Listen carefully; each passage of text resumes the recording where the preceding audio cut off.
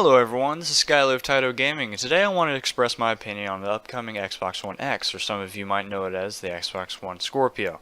First I want to go over the claims of the console being able to do 4K 60 FPS natively.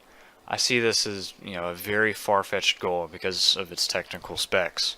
It has 12 gigs of GDDR5 RAM, 8 gigs of which will be able to be used for games, which is an upgrade over the original 8 gigs and 5 gigs usable in the OG Xbox. It has a much faster GPU, but as we've seen in the PS4 Pro, the main bottleneck wasn't the GPU for achieving that 4K 60 FPS, but it was the CPU. Xbox One X will not be coming with Ryzen architecture as some had speculated, but instead an improved Jaguar, clocked at a measly 2.3 gigahertz, which is a 0.5 gigahertz improvement over the original Xbox One. This is where I see problems rising. No pun intended. The games that we've seen demoed at E3 on the Xbox One X were not in native 4K, but instead they'd used a process called checkerboarding to get up to the 4K. The only game that I think was able to run a native 4K clocked at, I think it was only at like 30 FPS, was the newest Forza Horizon. This is just my speculation, but I don't see many games, especially with lots of effects coming to the Xbox One X in native 4K without slashing texture quality or other effects or details. The second thing I wanted to talk about is how successful this console will be. Its base price will be at $500 US. The biggest thing I thought about was who the audience would be that would buy this console. Aside from the small number of people that buy every piece of tech as soon as it's released, who else would buy this? People on PC won't buy this as a substitute.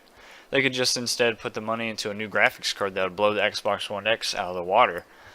People that just bought a PS4 or a PS4 Pro aren't going to drop the money on this because they just bought a console that has relatively close specs, but the Xbox One S will be more powerful than the PS4 Pro. But I also can't see many people that have an OG Xbox One buying this. The actual number of people that have 4K displays, whether it's a monitor or a TV, is still rather slow. The market for them is still trying to creep up. Most people have, a 1080p TV or monitor.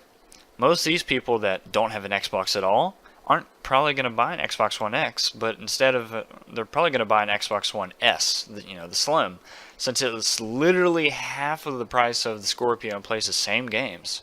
And who cares about 4K rendering of like Netflix and stuff if you don't have a 4K monitor? So I'm still trying to see what group of people Microsoft was trying to target with the Xbox One X. What do you think about the Xbox One X? Will you be buying one? Why or why not? Don't forget to like, subscribe, and leave some comments down below or on my Twitter. I'm curious to hear what you people think. This is Skyler of Taito Gaming. I'll see you in the next video. Just drop the bass.